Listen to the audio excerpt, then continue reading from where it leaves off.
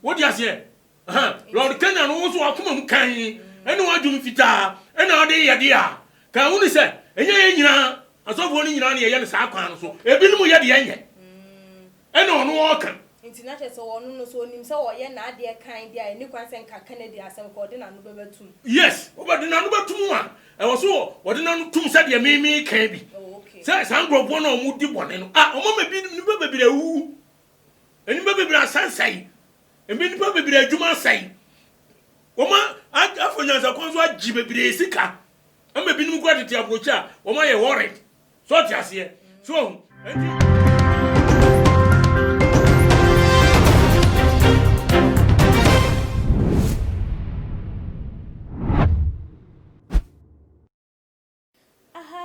too much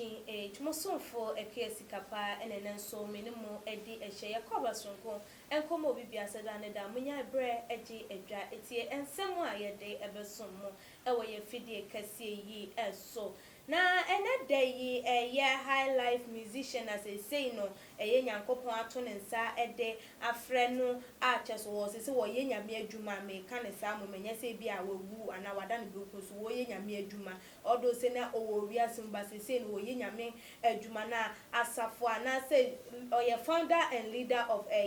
Face of Grace Covenant Temple so far ni din ede Lord Kenya ne ho asem na making na enede wa babonten ababe kasa atwe na adwen ede afa dwumadi a Honorable Canada Japan wodie no ho efa ne exposés no na wodi nchiremu kakra bi aba efa ba bi atese woni papa no enya adwen na se dwuma bi a wodi a wo hu ne se enya ne kwan no so wo hu ne se papa no wo mane enti ehu behia se wo beba no ababe kasa ede afa ho na no no wo chiremu ese dwuma papa ni de no ni asem ede nanso se wo generalize ade ekasa all men of God and na fake no ni ade a wone no enye adwen na se waye na adwen se wo preachi ede atia se wo mo a wo mo ton oil wo mo mutu sika like wo mo di sika nsa na wo mo nsore ma ehu wo mo a wono de wo ye okay because ono Lord Kenya no kampo no we preaching about that wo hu ne we preach about that wa catch for say sa ade no enye na se honorable effort say sa bia na obebegina say wo beka about oil ne ho nkoniba na wonu ni eni asem but to the extent of so be generalize ade na ka say asofo nyina emfri enyame ana so mo ye fake no no de wone no enye adwen wo hon because ono wo ye nyame adwuma genuinely na wo kai say some years ago no wono tama no wo wiase no wo kasa editia asofo a womo enye den enfri nyame ana so wo kasa editia asofo ebinum na nso so ene wonhwe sesesi wonu wababa be nyame enipa enti no se Honorable Kennedy na adwin se wo ka asofo mu mfri nyame ho asem oni ne ye okay ba se wo de ebe fore wo mo ye janu ne ho no wonim se wo yesa de we e de abre Christosum asem wo yesa de be ya Christosum ebe ye unpopular pa de ene wo boa because Bible na aka se obesi na asafo na samado apunu entimi entwi emfa so na se wo no Lord Kenya ne se ye sika ena nka wo pa anka ni showbiz no ena nka obekoso aye de improve on it na wo de apeska na emom nyame dwuma a wo pese wo ye enti no enti won hwe ema obi emfa nyame dwuma no anase nyame din no emfa entwitwiri efom de biara eda enti Honorable wo kasa won hwe ne kasa na abusuafo ne somodi atu dwama Ghana fo bi no mo so ache wo madwen afa ho na ehu behia se ebesi ehu enkonya ne age ye papa Apostle Ajiman Prempe adodo nanim ne se God's Watchman ono so na dwen enche na asafo wada no The Bible Church of God 7 Day ewo enkran kaswa Tuba Junction inti abusuafo Jibre ye twan ho ne ba ye de nkomodidie no ebehehye so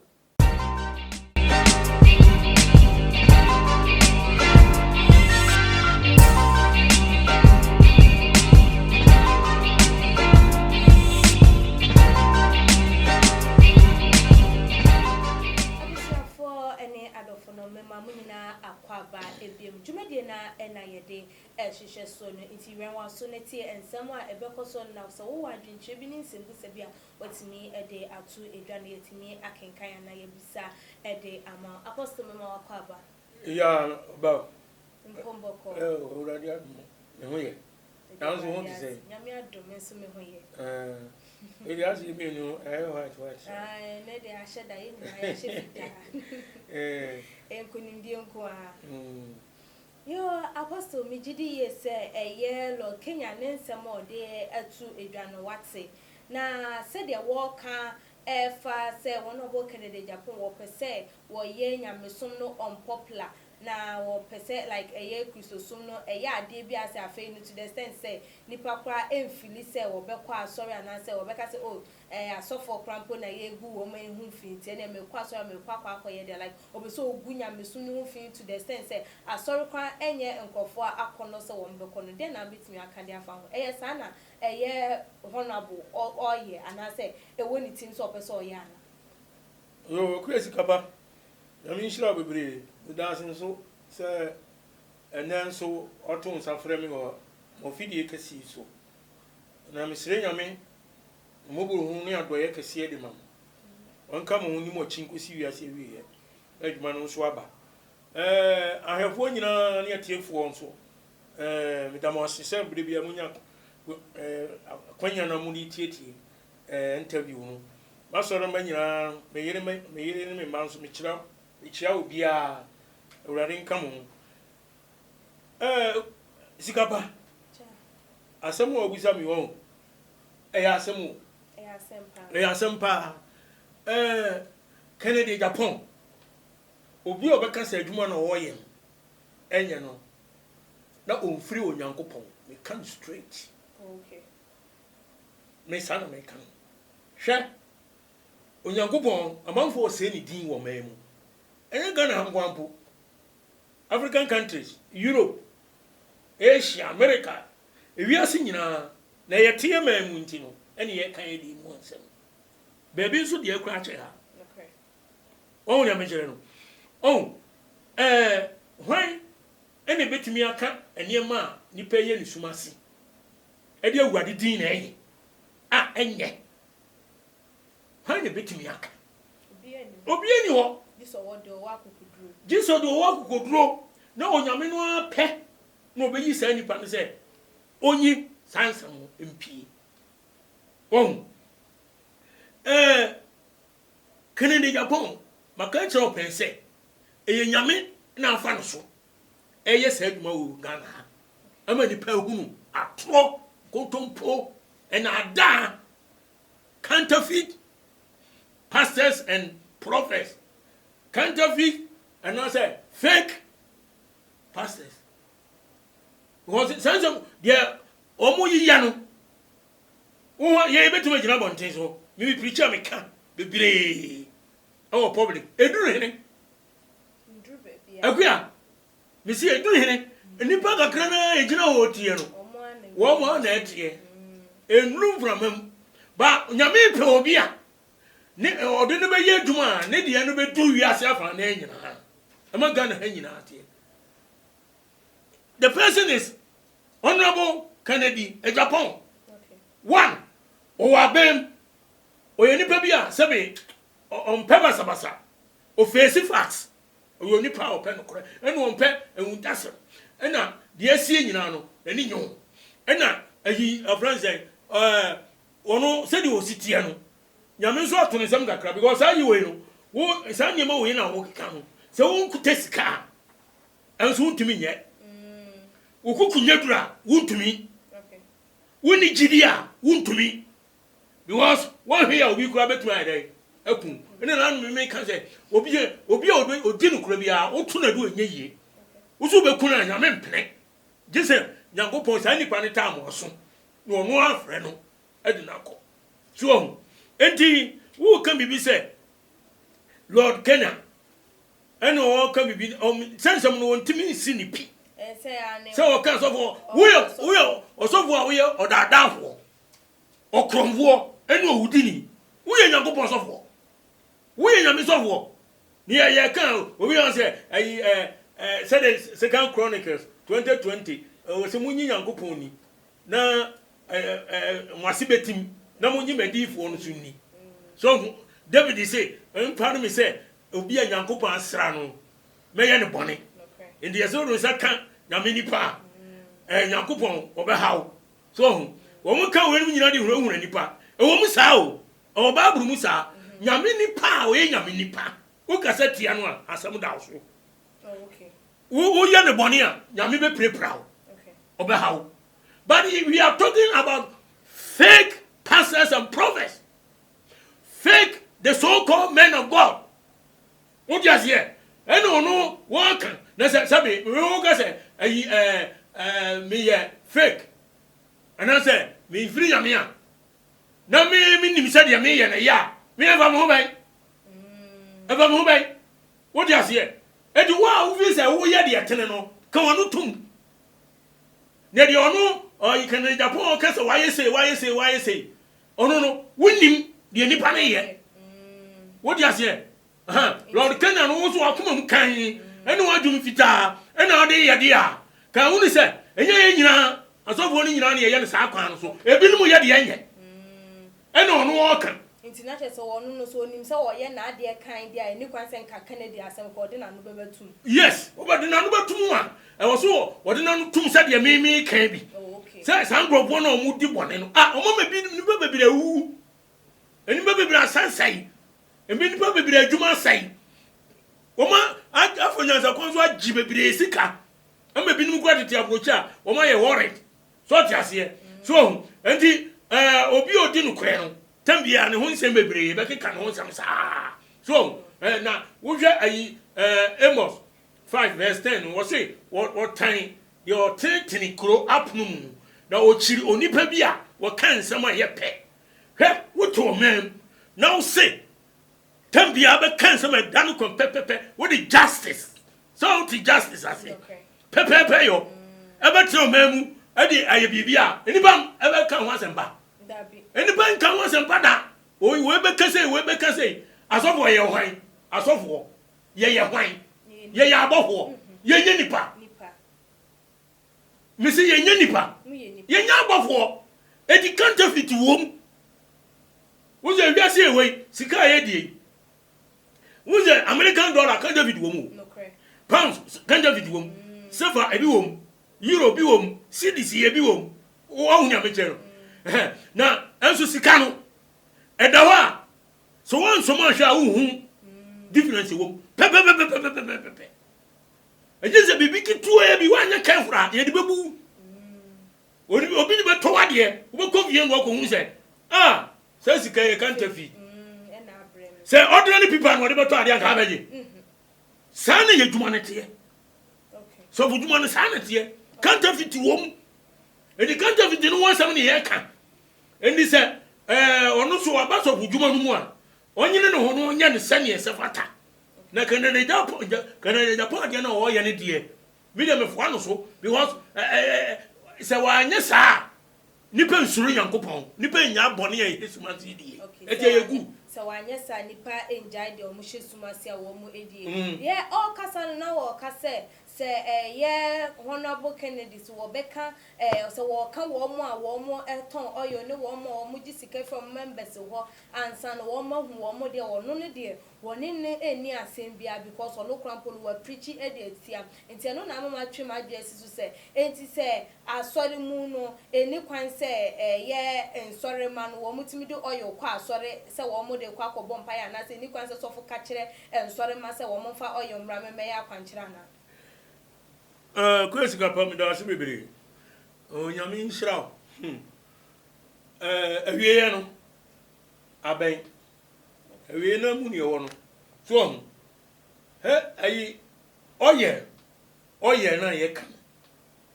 me Old Testament wo kra di mpo de minko o de obi ka say Old Testament kura twam o New Testament oye ho asem wo okay na e wo ho sesen ho ayi Mark chapter 6 verse 30 urade suma na suafo no say wo mo nko enkoye nduma enti omo go kan sempa no ma mi quote mi kan every bible no obi ehunu oye no de ye okay kwen faso awurade a che kwen ye faso aye no na nipa no eno mo sin trase o ma chia no eno mo di bu nkofo oye so bo uni wo kwan se o ton oye e ma nipa ye nton oye wo mu bu to ma nipa fa mu ye Any Bible Musa. Now, and you, Mark chapter 6, verse 13. Now, a rather small woman, now, also one said, but Biana Mobesha, if you be a honor montana, could do say, will be free acro. Now, may carry a step and was say, now, if you want to two, and money be now what the what the Esra, I are for P, Esa, Omo Yadi. So, Omo de I know, Brafuna say oil. Omo de Sra, I are for Bebre, and the Sa Omo Yadi. Furthermore, James 5:14 and 15. Mumubi yari ana asafunumo. Mumubi yari ana manumfre asafunumu mpanimfo. No omebo ne so mpaye. Na wonsra ne mo awurade din mu. Na gidie mpaebo ebeje oyarefo hono enkwa. Na awurade ebema no so. Na se waye boni bia wodi befiri no. Direction ni we waso mo no be sa no. Chese wo fasa direction we so akwa we so a. Unye sika film. Unye sika film. Nemom o se oye wo babu wo kotu no de a chew. Edi o we ho wo hira so. Enti ba kon bia oye be you turn be 10 series 12 series ni ade no na wobubu achemu na e be 10 keten o se ba ko 20 Ghana no wo akoto wakotu babu ra che o yire o no onu aton ma o sa no benyeska enu ye sa de no obudi yeska no so si na chese ye sofo ni kwansa wo ton oil there sofo on to just like oil there sofo nkwa na wo so use this sa ye wo mo yare wo asore dem ana enu no wo kire no se me kai mark no wo so na suafo wo so mo de ngo sra yare fo sa wo yare ena ba asore mu no wo so mo se sofo no fra safo mpanimvuo enya wo nko so na momo no so mpan na mo nsira ne mo ewa wurade din mu na obegini pa no che so obenya ayaresa waye boni bi kura boni bi no ye ekoba na sa kura nyankopon so be dey o de be kere na wo so ko na aye panin so edini nyina ejina wo so enwo no wangaza ayi asore nipa no o yare na enkoto mraw ewo wo so ko no eye wo na wo sa wo to so na waye ne boy senko a eza wo na wo sa wo to na wo hira so na duru se obi yare wa asori mu a wa fro mpanifo wo ma omo ye bia prayer warriors so ya omo ehye hu enu mpanifo no bia wa sofu ne wu ni bibia na omo twa nipa no wo hia bon so mpan na do sofu no wo de ngona sra onipa koro okay wo ye se ya enu sika mpia mfiri ma wo sofu no wo na ma wo ton na ton na boden e de man krofo a e na obenye sika firim edi o ma yesa no yankopon adwuma no ye we eya kwankyere ne bia we se babura kyere kwan en waso ana me boa edi nyanse o ye no na wo sofo wo koton wa kyekere wo bubu no tot no wo ton man krofo no it's wrong great mistake na sofo no ye no enye so when he say Lord Kenya was say eno de o hu say enye de na so kan Japan kan wasema is okay me boana say de kan tira se kan de Japan no onyame na yi no wonu wonya sofo kan Japan nya sofo na so adwuma no wo ye no wo sene obi o ye sofo because onu so na adwuma pie kakra na adwuma pie in a sense say wo ton oyire wo kristoni obi yare ana so hunu mane na wo ton oyire ke bese 50 Ghana e di amani pa no o transo bi no se da bi dabro babro no anya sa na tie so ena wonu onim sa quotations we so so anya sofo but asamu no eni dwumadie na wo die no e kire se wo ye sofo a nka eye pa ko be ye nima bebiri ko be kasa pa so edi na wurade say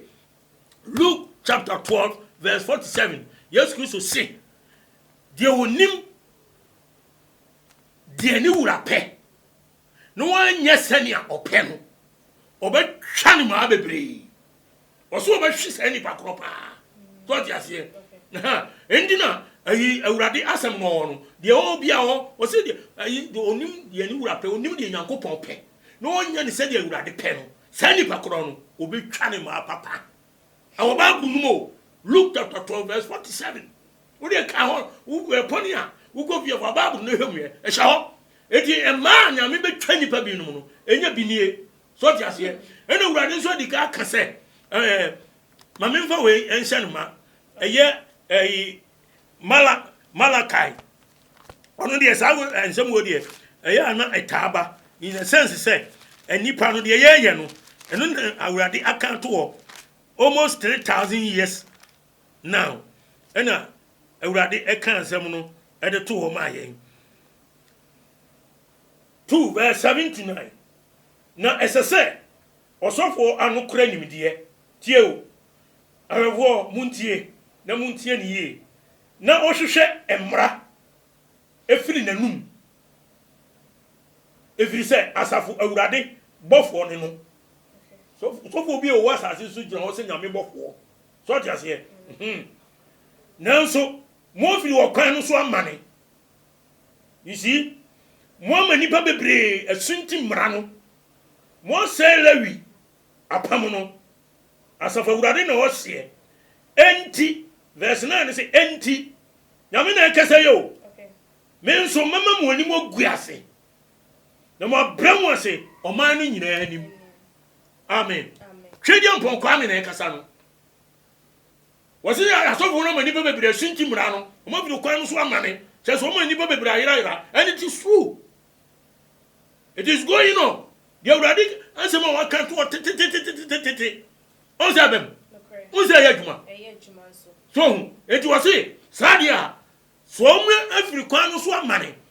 na Nyame ni mra na wode ma ni pase ye ni so ye nya de tene no emma ni pamfa kwantene ne no so no na de Nyame pe no omo ma ni panye no wo se obema wo mo so anim ayere agu ase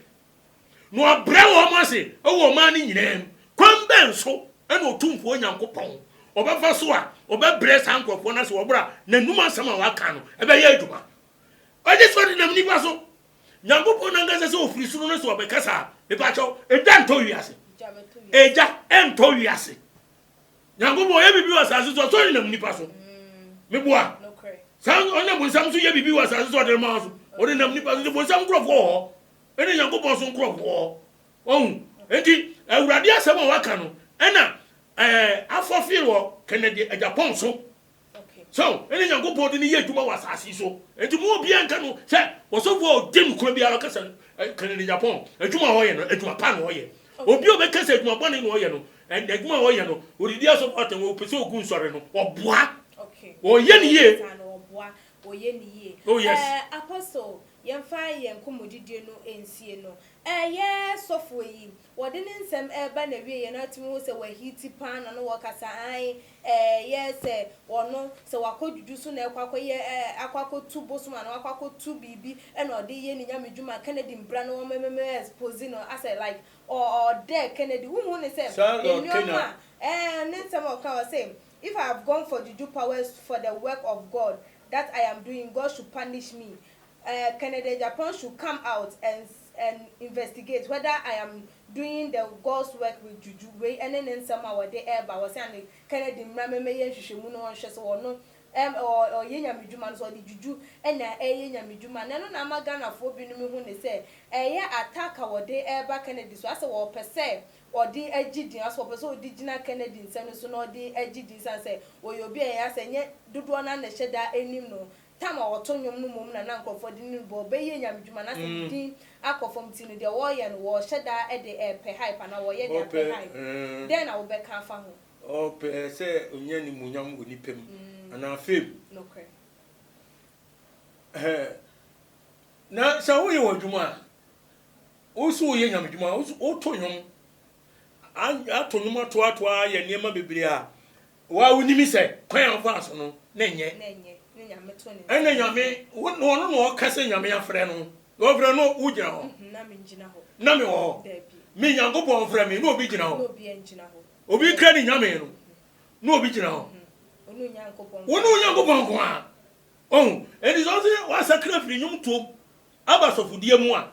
na obi a friend no na bo kan ni Japan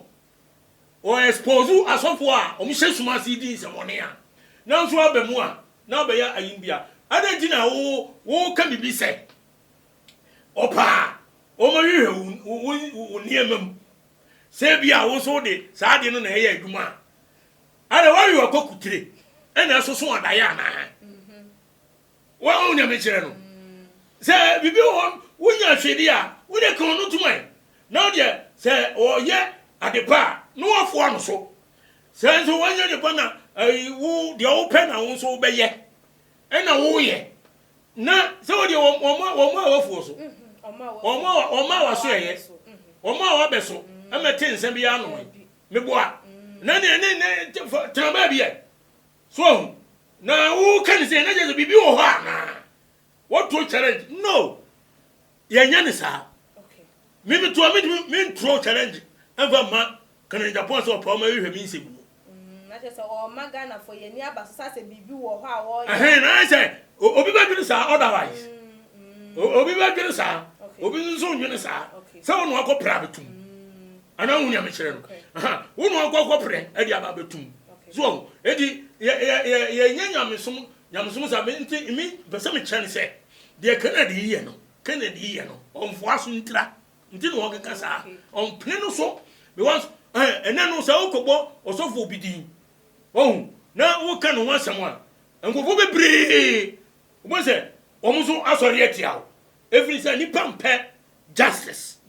eno kura pa no bebre mpe e wasasu we so enti ama obonsam wonya chance eno o say nipa akọ say him ofeni penyina edomum we de ko he social media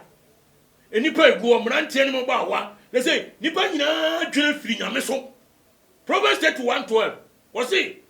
enipa wi na film say owufuo na ma yes ade a ye totwene onyangobo na ka sa wo what say nipa wi na fi no so obi a owu na say ya ye say ade a ye totwene te say akọ nipa ye nyangobo say border so ade is a border so wo ko to bibi twen on ma wo kai wo di ne wo ye obi bia ofie abra be pra na ni ma fi unu kogu border so a e ba wa dwene bi wo so sa ne nipa ye no and it is true ye venya me asem nya hu aso dem kura ye to kwa bebre kwa sorry wenu bebre be akoso nyina no adivu atrofo efiri mi be ka secret bi efiri Kwame Nkrumah time ya santo amere so 1900 ebesi 2020 edivu atrofo eni antofo atrofo bebre ye kan no sa so fo mu nyina nsema ye kan no mimi nda sofo dodo se ne wom ebini akwesi ba sikapa eja mi buso asemo misimi bisao ana hu ne amchero mimi ndafo asofo no dodo se ne wom de akoso nyina no mimi nda asofo dodo se ne wom adentira it's a question adentira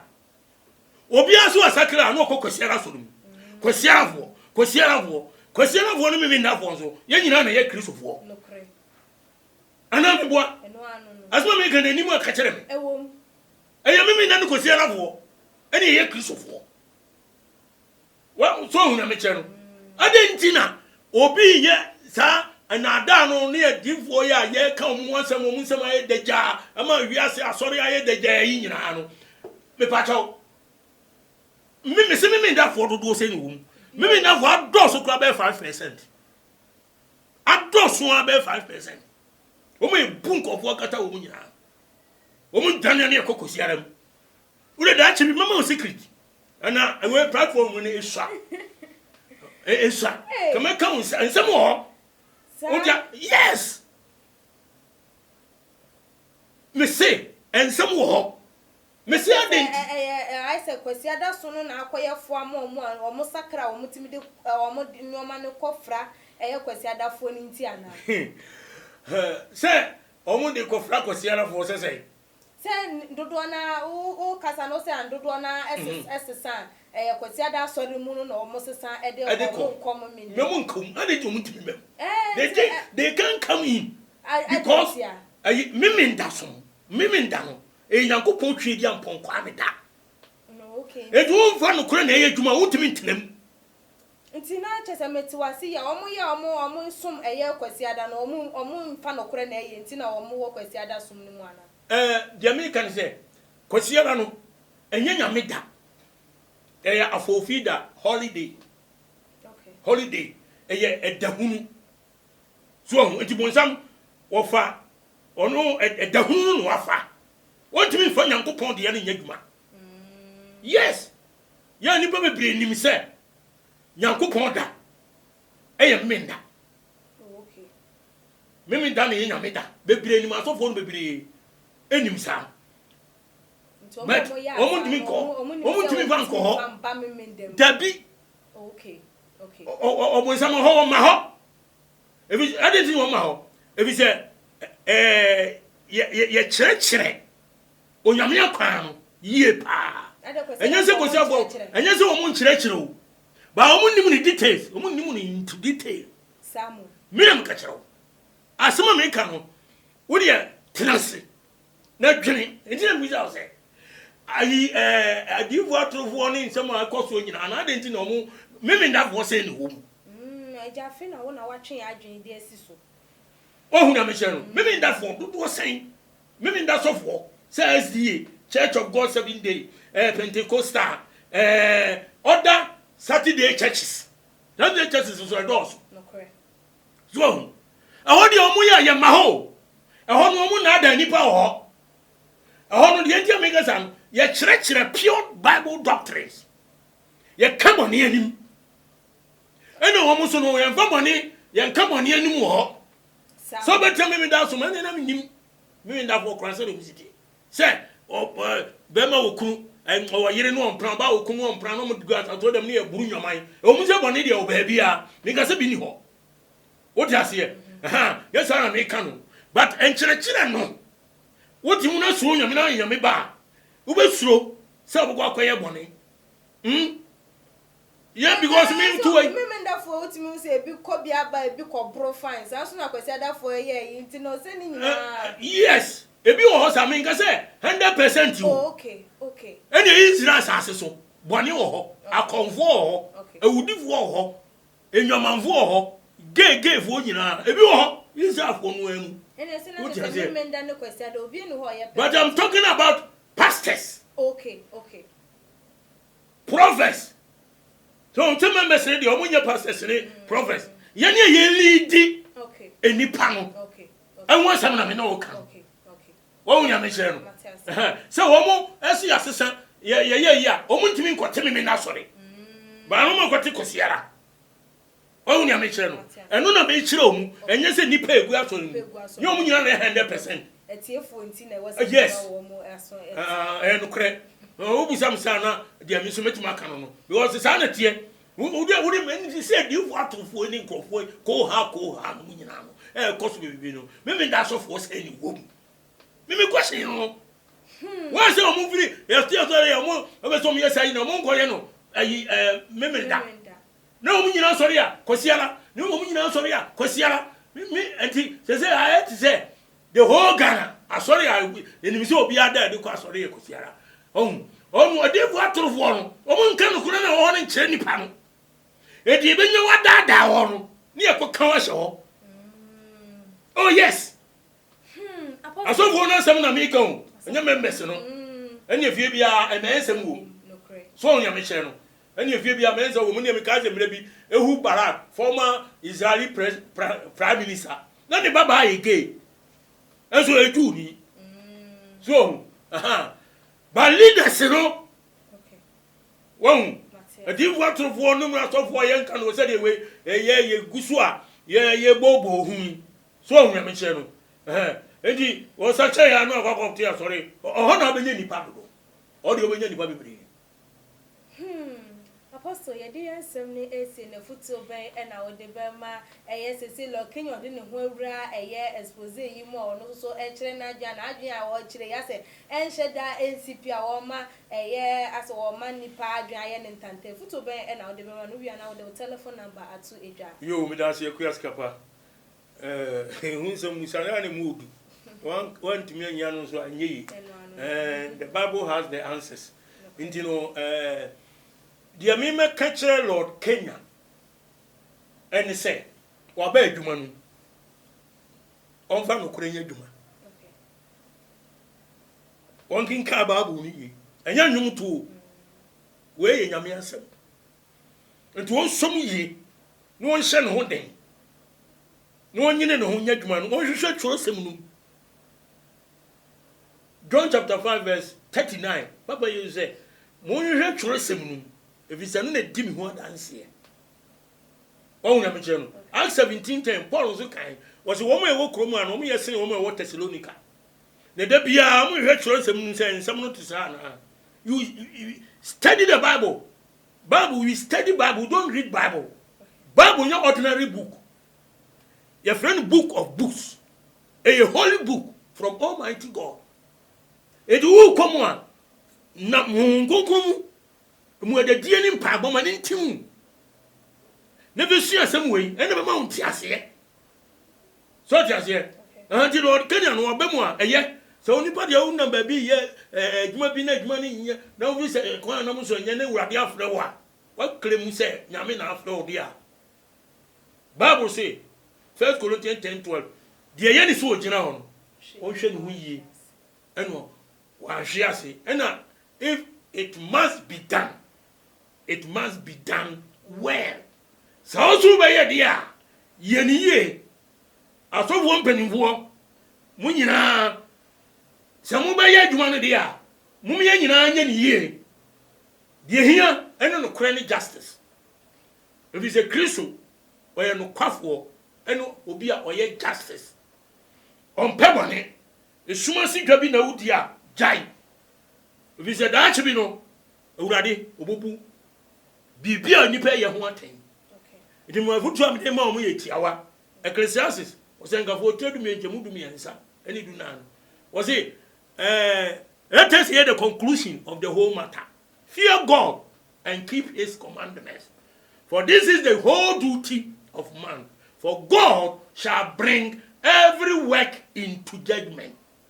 either good or bad. Euradiba obubu anse osi asem na wie de atie nyina ne se suro Yankopon ne di ni bransam so na ne ye nyina de ye nyina no tumfo de beba atemu na de ehun ta nyina so papo boni o obu hu aten medam wose onyame nhira mu nyina 05 44 26 14 0544 262614 ena 0207020011 020700211 medam nyina asen Yankopon no mo nhira mo o Yesu Kristo di amen. Abusia for ye de adwumadie no ebesi ha se de wadwen chewfa ensem yi ho nso bitimi e de atu edwa wo tumagin h comment section bitimi follow yen so ye Instagram page @tumagin_h_ na emrepem no munu aba Ekuyas Kapa mekenkan e de amamu da so na ye besa na hia makram.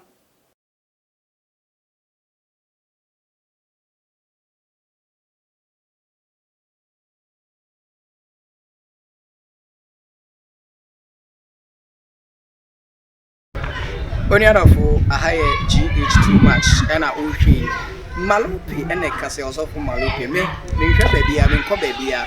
too much GH na mo video ne to ho na me subscribe kame ho nyenkohwe nsem pa wo ho me da asema crowd